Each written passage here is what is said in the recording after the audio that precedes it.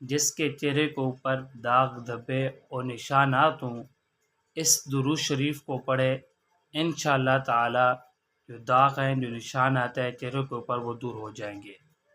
وہ درود شریف یہ ہے: اللہم صلی علی سیدنا محمد بعدد حسنہ و جمالہ۔